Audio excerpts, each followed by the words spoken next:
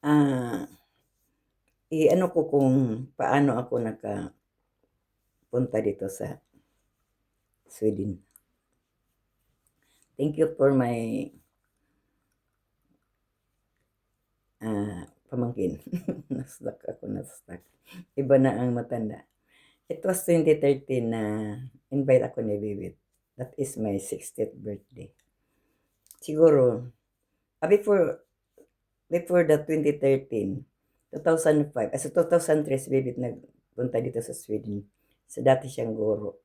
Punta siya ito. In-invite ni Lisa Ging Makasarte. Sila ang magkase na yung tatay nila at mama nila is yung tatay ni Ging at ako is second degree.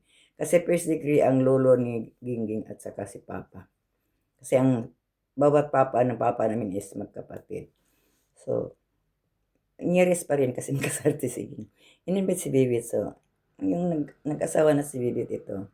2005, sabi niya, Auntie, gusto ba akong mag-abroad? Sabi ko, kung wala akong trabaho doon, kasi kung teacher ka sa Pinas, hindi dito basta ka mag-teach ka dito kasi ang mga teacher dito is Swedish.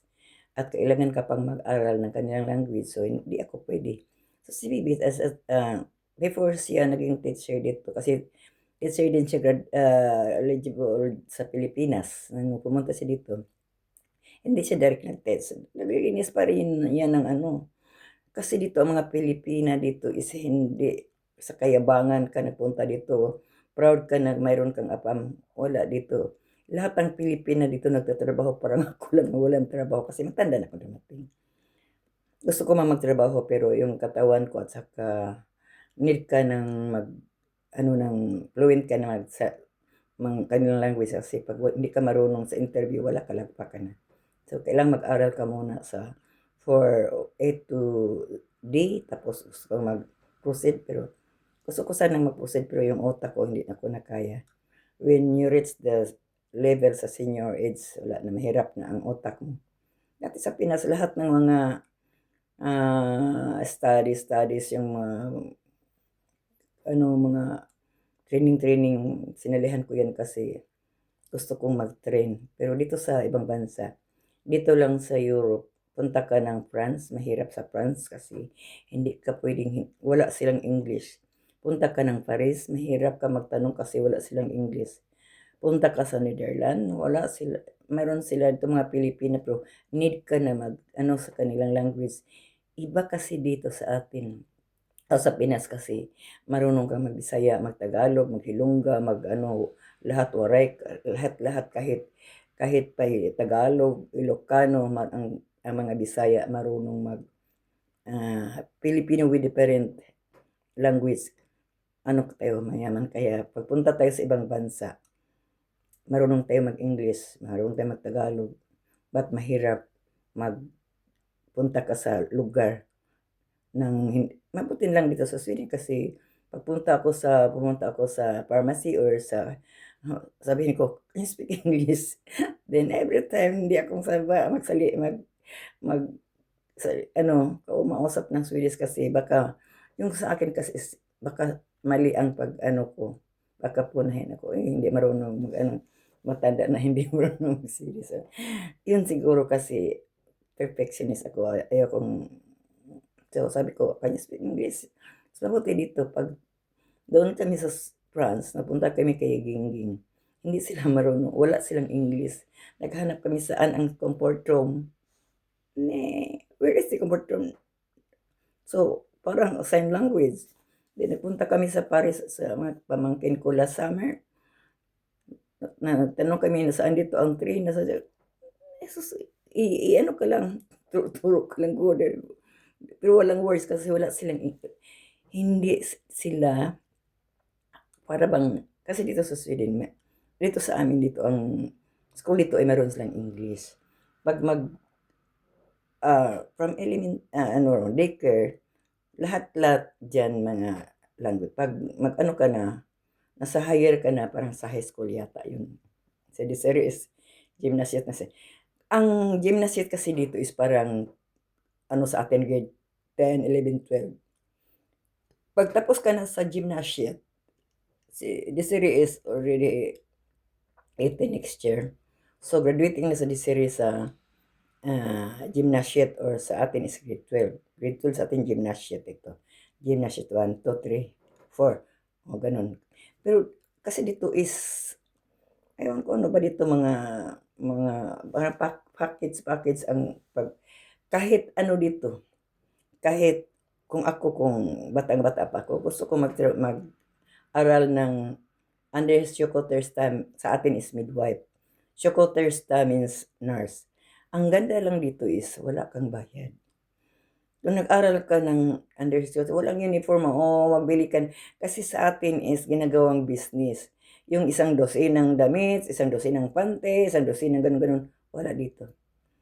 Yung iba dito nag-aaral ng tulad ni Bebe, tulad ni Rogie, nagtrabaho, nag-undersecretary sila kasi si Rogie nandyan sa Home for the Aged, si Bibit na sa special child. Si Bibit pala is Tuesday to Thursday, nasa ano siya, government, yan, teacher siya sa mga Pilipino. Pero hindi lang Pilipino, kasi ano siya, mag-assist din siya sa mga bata na parang tutorial sa mga bata na hindi marunong sa mga subject nila like math, English, science, ganun. Yung mga ano dito, teacher is hindi lang tulad sa atin na teacher lang ng Filipino, teacher ng English, hindi. Lahat dito is so, yun ang trabaho ng teacher. So, ang ganda dito kung wala kang, ang dami ditong undergraduate, dito sila nag-aaral. Kasi mahirap dito pag wala kang natutunan. So, before ka kalimutan mo na lang na grade 6 grade, grade 4 ka, anong ka, nag-aral ka ng nila, language, may stage yan. Tapos kukuha ka ng kurso, wala kasing bayad.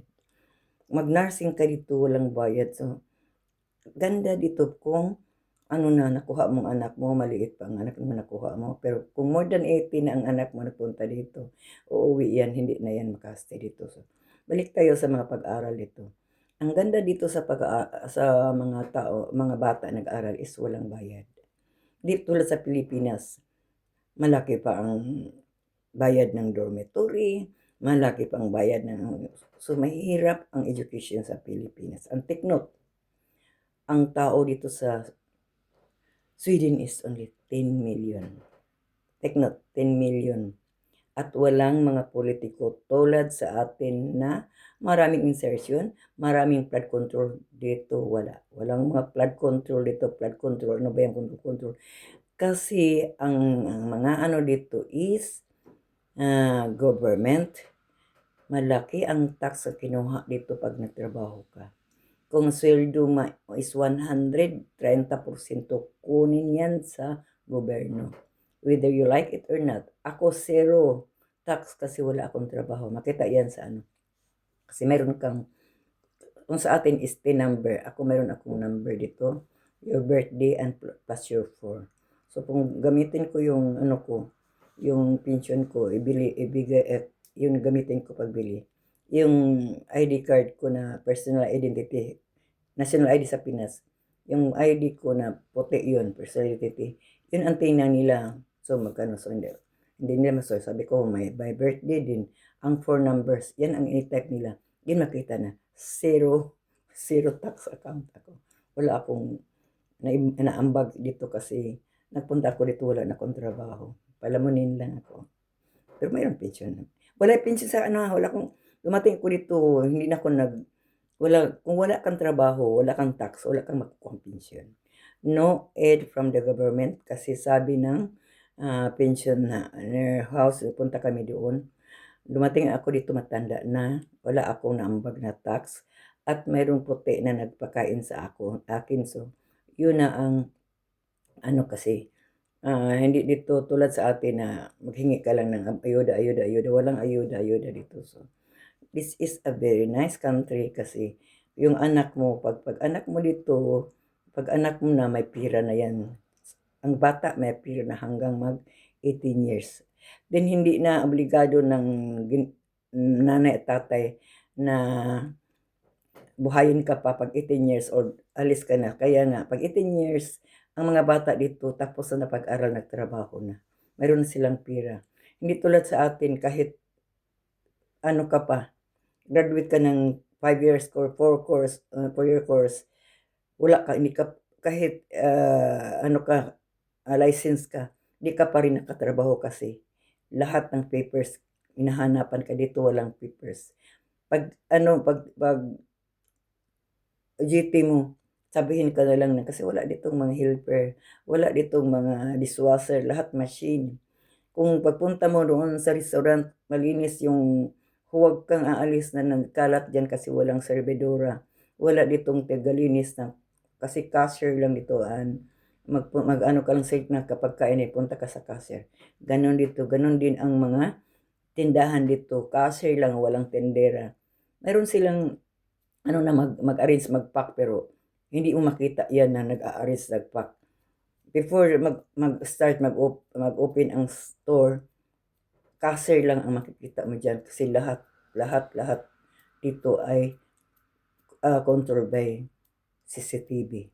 At lahat mga damit dito ay nilagyan ng magnet. Kapag kunin nyo nun, ano yan, ingay yan, lahat naman lagyan nila ng magnet na hindi pwede malabas ang mga, bawal magnakaw dito. Walang security guard, wala. Hindi ka makita ang mga pulis naka-standby, walang pulis. Yung mga pulis ito nanood lang ng CCTV computer. So mayroong instant na may pulis pumunta, sila may nag-drive ka, mayroong makita ang pulis na ano lang, parang nakita sila, this is mayroon din doon pupunta. So ganito lang ka, kasi walang politiko, wala dito. Nagbutar kami, parang 6 lang ang papel na kinuha namin, tapos lagay mo lang doon sa balota. Ewan ko, paano nila yun. Tapos walang pera, walang, Carmela, butuhin mo si palito. Walang batuhan ng mga putik. Iba dito ang politiko. And take note, hindi pwede dito mag-post ka ng ibang tao. Hindi ka pwede mag-post ng mga aksidente or hindi ka pwede nag-post ng mga bata. Hindi ka pwede mag-post ng, yung nagpunta kami doon sa Yula, kasi ano yun, mga materials. Nag-video ako, sabi ni Roger, you are not allowed to take picture because that is prohibited. So, bawal dito. Close ang mga balita. So, ito ang pinaka-the best country. Walang kawatan, walang insertion. Bye-bye.